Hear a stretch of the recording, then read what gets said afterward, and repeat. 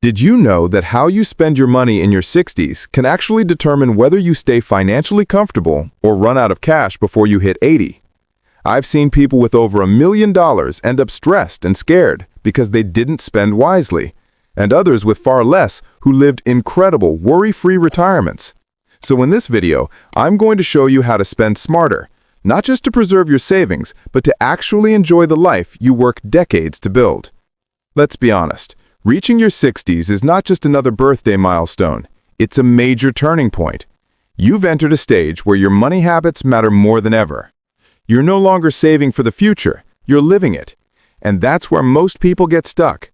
They either hold on too tightly, afraid to spend a single dollar, or they overspend thinking you only live once and watch their retirement funds shrink faster than expected. Both paths lead to regret. So let's find the balance. Because spending in your 60s shouldn't feel like a guessing game. It should feel like a strategy. Here's the truth most financial advisors won't tell you. Retirement isn't about not spending. It's about spending with purpose. Every dollar you use from now on should buy you either peace of mind, better health, or meaningful experiences. If it's not doing one of those three things, it's time to question whether it's worth it.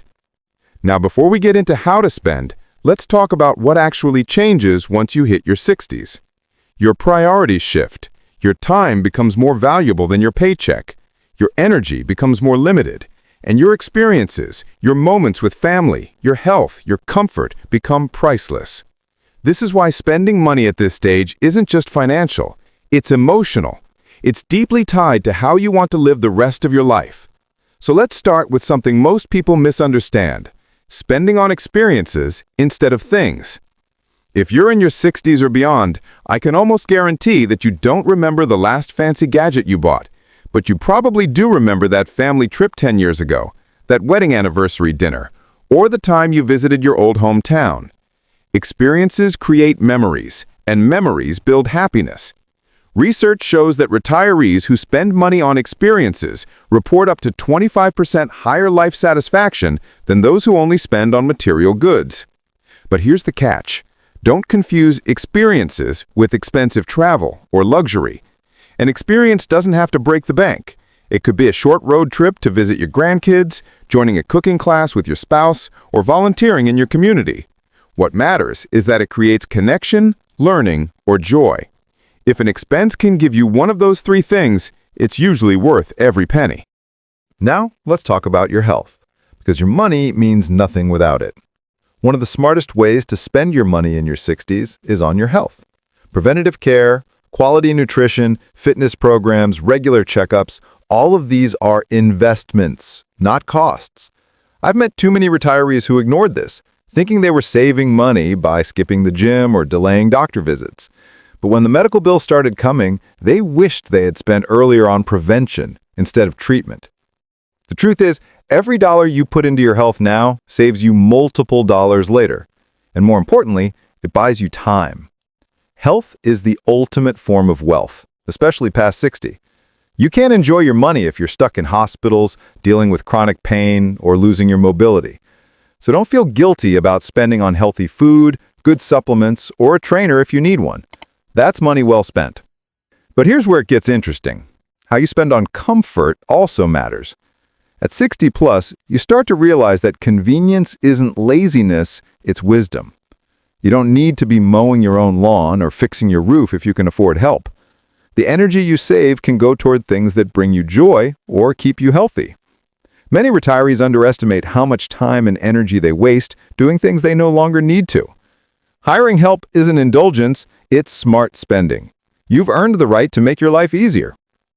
Now, let's address a tough truth. A lot of people in their 60s start spending to fill emotional gaps. They feel lonely, bored, or irrelevant, and that's when the unnecessary spending kicks in. They buy more clothes, gadgets, subscriptions, or even cars just to feel something. It's not about the item, it's about the emotion, and that's dangerous. Because emotional spending can quietly drain your savings faster than any investment loss. So before you buy something, ask yourself, is this a want or am I trying to fix a feeling? That question alone can save you thousands every year. If you're feeling bored or lonely, spend money on people and passions, not products. Join a community, take a class, pick up a hobby, anything that reconnects you with life. Now, I know what you might be thinking. Jeremy, what if I've already made mistakes? What if I'm already overspent or didn't plan well? That's okay. It's never too late to take control. Because the truth is, retirement spending is less about how much money you have and more about how much you keep doing the right things with it. Now, let's move from theory to strategy. You see, one of the biggest mistakes people make in their 60s is thinking that spending should slow down drastically. But the truth is, spending doesn't need to stop. It just needs to be smarter. You've worked for decades. You've saved, you've sacrificed. And now it's time to use your money with intention. Because how you allocate your spending determines not just your comfort, but your freedom. So let's talk about a simple yet powerful way to think about your money in retirement. Every dollar you spend should fall into one of three categories: lifestyle, legacy, and security. These three pillars keep your financial life balanced. Ignore one, and you'll either feel anxious, regretful, or unsatisfied. But when you balance all three, you create what I like to call financial peace of mind. Let's start with lifestyle spending, the fun stuff, the living part of life. This includes travel, hobbies, dining out, entertainment, and all the experiences that make your retirement feel like a reward, not a restriction.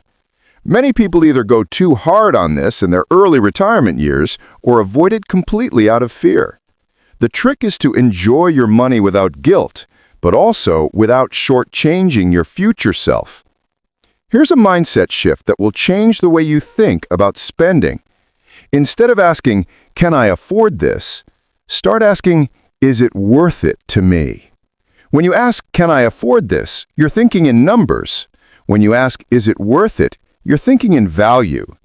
Because the truth is, your retirement budget is not about deprivation, it's about direction. For example, let's say you love travel. Don't cut that out just because you're afraid of expenses. Instead, make it intentional. Maybe you downsize a car you barely drive, and in return, you fund 2 meaningful trips every year. Or if you love great food, maybe you stop buying random gadgets and use that money to enjoy meals out with family or friends. You're not cutting spending, you're redirecting it toward what matters most. And here's something important. Don't postpone joy. A lot of retirees in their 60s say, "Maybe later, when I'm more stable," or "I'll travel in a few years." But by the time a few years come, health issues, energy, or mobility can limit what you can do. The earlier years of retirement, your 60s, are the most active years for most people. So don't wait for the perfect moment to live. The perfect moment is now. Now let's talk about the second category, legacy spending. This one is more emotional than financial. Legacy spending is about what and who you want your money to impact beyond yourself. For some, that means helping their children or grandchildren with education. For others, it's giving to a cause they care about or building something meaningful for their community. The key here is clarity. Too many retirees give money reactively instead of intentionally. They help family members out of guilt or social pressure, and before they know it, their own stability starts slipping. So before you give, define your legacy. Ask yourself, what do I want my money to stand for when I'm gone? That question alone will guide you to spend in ways that actually bring fulfillment, not resentment. And here's something most people overlook. Your legacy doesn't have to be massive or financial. It can be the small things, like paying for your grandchild's first semester, donating to a local shelter, or funding a small community project. The amount doesn't matter. The intention does. Because when you see your money creating positive impact, it brings a sense of purpose that's worth more than any investment return. Now let's move to the most critical category, security spending. This is the foundation of everything. It's the spending that keeps your life stable, your future safe, and your peace of mind intact. It covers your housing, healthcare, insurance, and all the essentials that protect your independence. Too many retirees underestimate how fast security costs can rise, especially healthcare. Medical inflation can easily outpace normal inflation, meaning that if you're not preparing, even small health issues can turn into major financial stress. So instead of ignoring it, plan for it proactively. Make sure your Medicare, supplemental insurance, or long-term care coverage fits your actual lifestyle and needs. Another part of security spending is building flexibility into your budget. Life in your 60s can still surprise you. Maybe a home repair, a medical expense, or helping a loved one. Having a buffer fund for unexpected costs means you don't need to touch your main savings or investments when life throws a curveball. Here's something powerful I've noticed from retirees who thrive financially. They don't just plan their income, they plan their cash flow. It's not about how much you have, it's about how predictably it comes in and how wisely it goes out. For example, some retirees divide their expenses into 3 accounts, one for daily spending, one for experiences, and one for security. This system helps them see clearly how their money flows every month, and it makes decision-making easier. Let's make this real with an example. Imagine you have $4,000 of monthly income from Social Security, pensions, or withdrawals. You could allocate $2,000 for your essentials, housing, food, utilities, healthcare. Then maybe $1,000 goes to lifestyle, travel, hobbies, dining. And the final $1,000 is for savings or legacy, either reinvested, saved for emergencies, or given with intention. This kind of structured spending keeps you in control, not guessing. Now, one of the most common questions retirees ask is, how can I enjoy my money without the fear of running out? That's the question that haunts most people in their 60s and 70s. And the answer isn't just about budgeting, it's about mindset.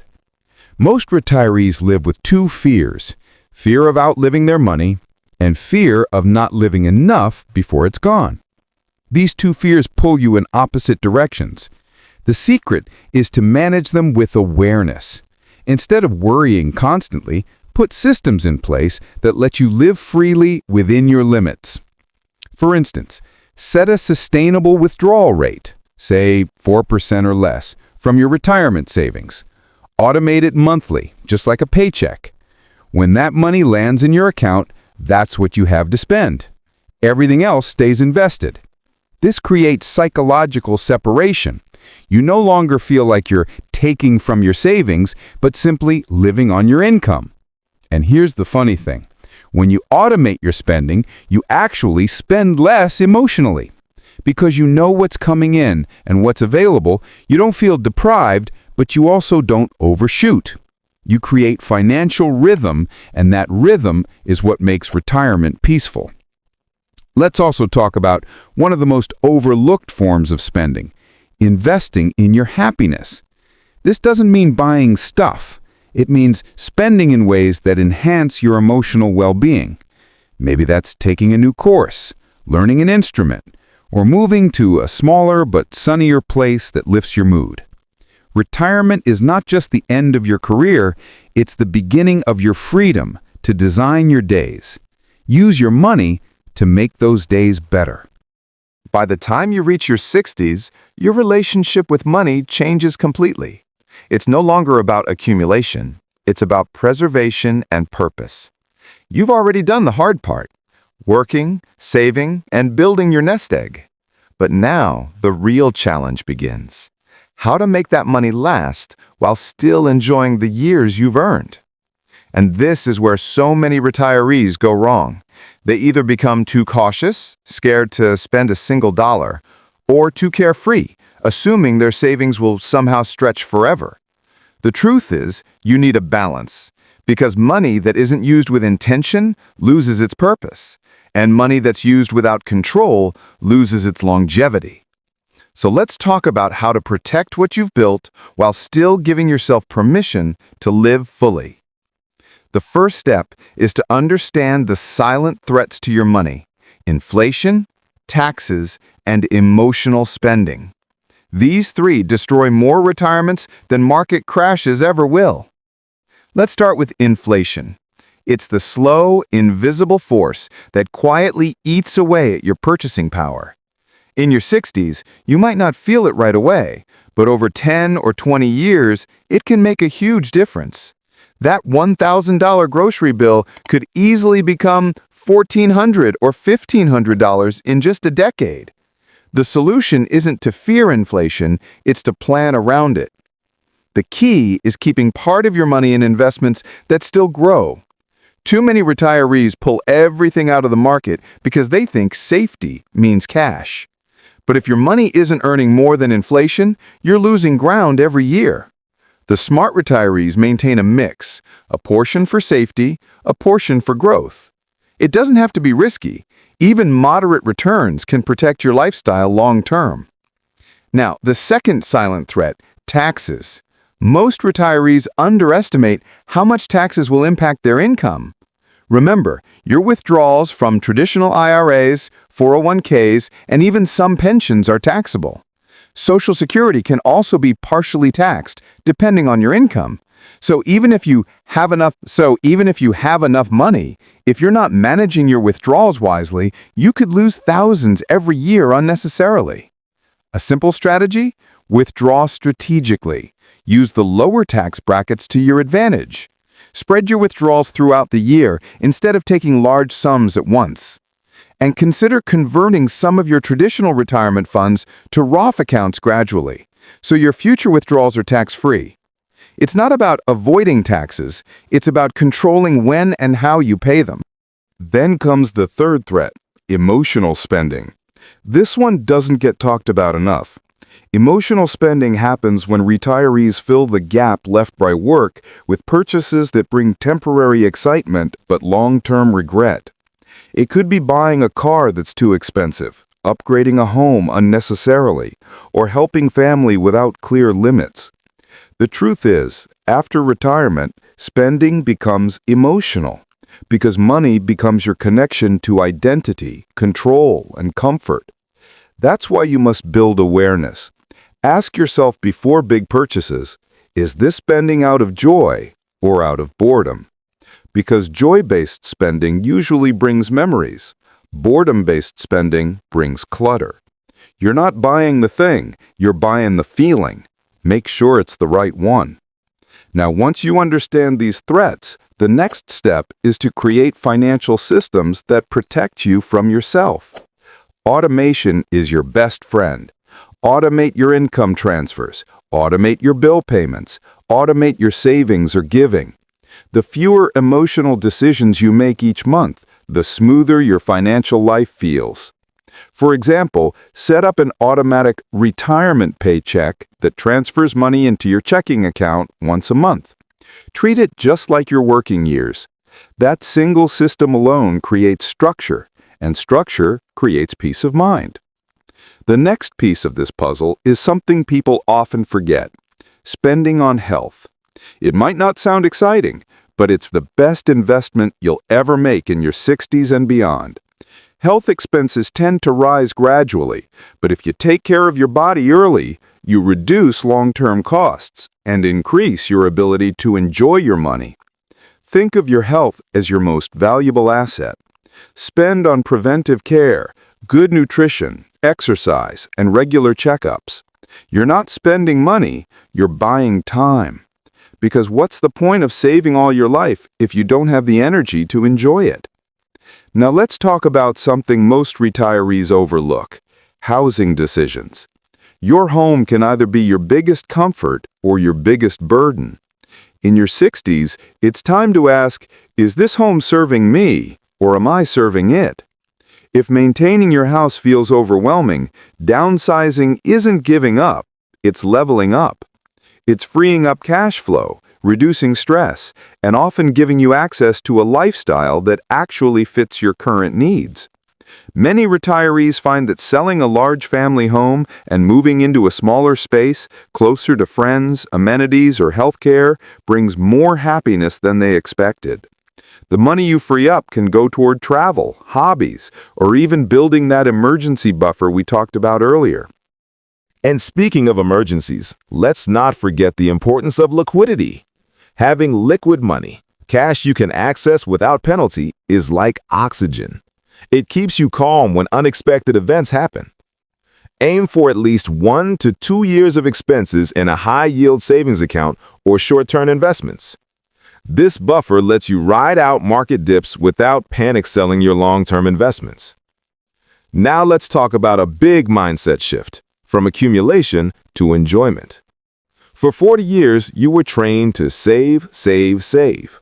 But now you must learn the opposite skill, how to spend without guilt. That transition doesn't come naturally. Many retirees still see every withdrawal as losing money. But that's the wrong mindset. You're not losing, you're using what you've built. Here's a thought. Your money has a job to do, and that job is to serve you. You gave your time and effort to earn it. Now it's time for it to give back. If your money isn't improving your quality of life, then what's it for? Think of it like this. If you had a car you never drove, what would happen? The battery would die, the tires would flatten, and the car would lose value. Money's the same way. If you let it sit forever, untouched, it loses its purpose. But if you use it wisely and intentionally, it brings energy to your life. Still, you must balance enjoyment with protection. Don't let generosity or emotion put your financial future at risk. It's noble to help your children or grandchildren, but don't drain your retirement for it. You can't pour from an empty cup. Take care of yourself first, so you can give from a place of strength, not sacrifice. Another area to pay attention to, long-term care. Most people assume Medicare covers everything. It doesn't. Long-term care, such as assisted living or home support, can cost tens of thousands a year. The earlier you plan for it, the easier it is to protect your savings later. That doesn't necessarily mean buying insurance. It means being informed, having conversations, and preparing options while you still can. And finally, let's talk about the emotional side of money in your 60s. You see, spending in this stage of life is deeply tied to identity. When you stop earning, part of your sense of control and purpose can fade. That's why many retirees overspend or underspend. They're searching for meaning. But here's the truth. You are not your bank account. Your worth isn't tied to your wealth. You've already done enough. You've built, saved, and sacrificed. Now your job isn't to grow your money endlessly. It's to grow your life. So spend on connection. Spend on laughter. Spend on time with people who make you feel alive. Because at the end of the day, no one remembers the perfect portfolio. They remember the moments that made them feel rich without spending a dollar. Protect your money, yes, but also protect your joy. You're in your 60s or beyond. You've entered the stage of freedom most people dream about. So don't live like you're still working. Live like you've earned it. Because you have. You've built something real. You've created a life, a family, a future. Now, your money's purpose is simple: to support the rest of your story, not control it. So as you move forward, ask yourself this question often. Am I using my money to make life richer or just longer? Because rich doesn't always mean more money. Sometimes it just means more peace, more laughter, more mornings without an alarm clock, and more evenings surrounded by people you love. That's how to spend your money in your 60s, with clarity, confidence, and gratitude. So if there's one thing I hope you take away from this, it's that your 60s aren't the end of the financial journey, they're the reward for it. You've already done the hard work, now it's time to make your money serve you. Spend it wisely, live intentionally, and never forget, the best return on investment is a life well lived. Thanks for watching, and I'll see you in the next one.